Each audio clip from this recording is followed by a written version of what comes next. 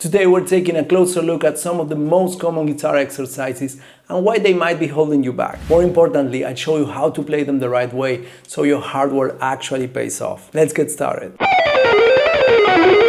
The please not again spider exercise. So I'm gonna be honest with you, I'm really not a fan of the spider exercise. It's one of those things that sounds like it should help you with your coordination, but for me it's just reinforcing the wrong habits. I've seen players totally lock up their fingers and tense up their whole arm trying to force their way through it. Instead of getting more control, they're actually building more tension. And what's funny is most people focus on playing it as fast as possible when really it should be the opposite. If you want a better way to build coordination and strength, I recommend trying this color-based exercise instead.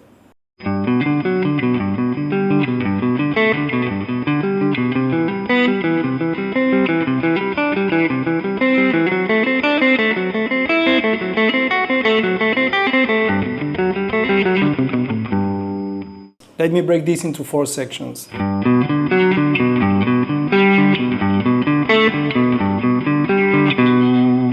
Second section,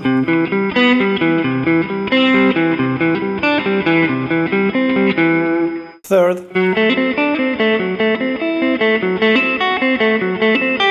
and the fourth.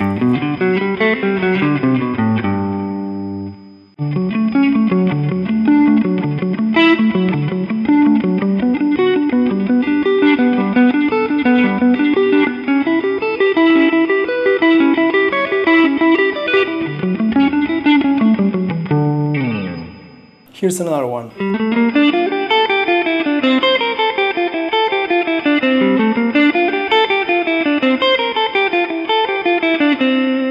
You can play these exercises anywhere, and also, as with the spider exercise, you can go up and down chromatically.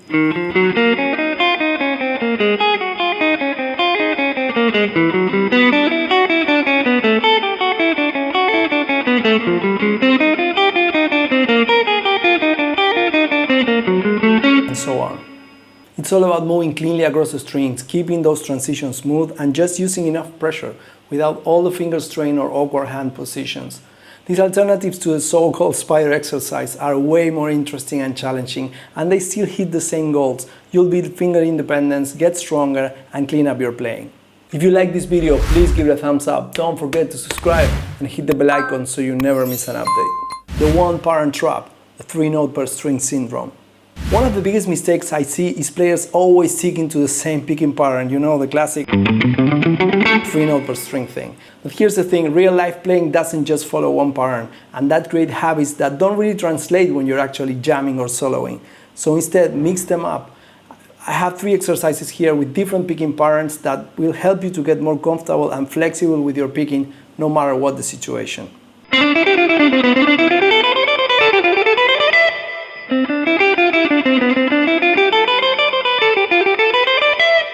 So we had a lot of different patterns on this exercise. 2 notes on the 3rd string, 4 on the 2nd, then 5 on the 3rd, 3 on the 2nd, 6 on the 1st, then 5 on the 2nd and 4 on the 1st, all combined in one exercise.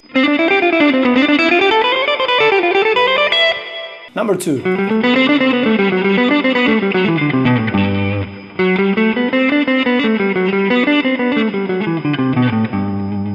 So here we have 3 notes on the 4th, 5 notes on the 3rd, 4 notes on the 4th string, 4 notes on the 3rd string, 3 notes on the 4th string, 3 notes on the 5th string, and 3 notes on the 6th string.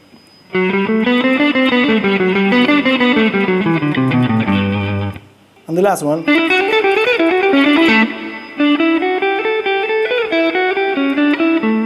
So here we have 2 notes on the 3rd string, like 9 notes on the 2nd string, 3 notes on the 3rd, and 1 note on the 4th string. The sweep picker's curse, the arpeggio catalog syndrome. Now, sweep picking, I see a lot of players who focus only on those big full arpeggio sweeps, but the problem is that you can start to sound a bit predictable. So instead, you want to learn how to integrate sweep picking into actual musical phrases. Use smaller arpeggio fragments, mix in some legato, and even sneak little sweeps into your licks. Let me show you.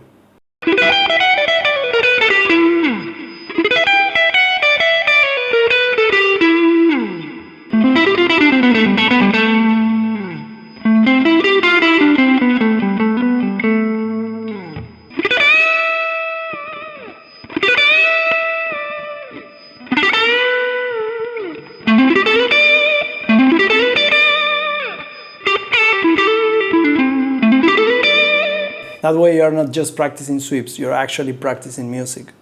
The rhythm black hole. Alright, now let's talk about practicing without understanding rhythmic figures. A lot of times when you're doing technical practice, it's super important to use a metronome.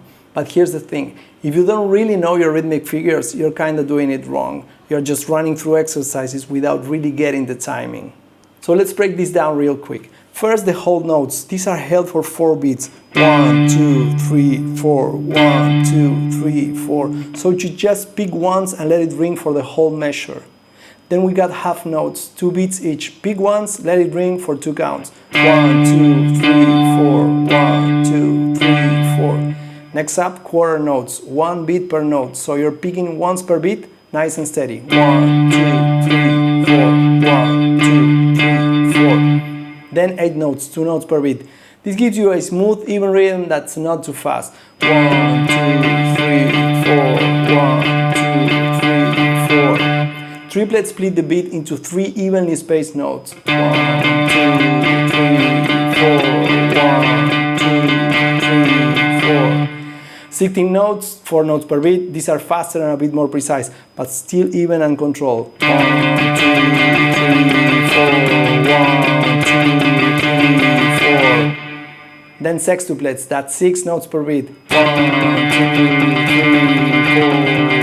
1, 2, 3, 4. You'll need to keep your hands relaxed to stay even here. Once you're feeling good with those, you can start tackling quintuplets. These divide a beat into 5, which takes a bit more control but can open up some really cool rhythmic ideas.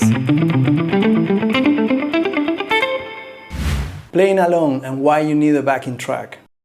Alright, last one, the silence practice room. A lot of guitar players tend to practice exercises in isolation, just running through stuff without any backing track.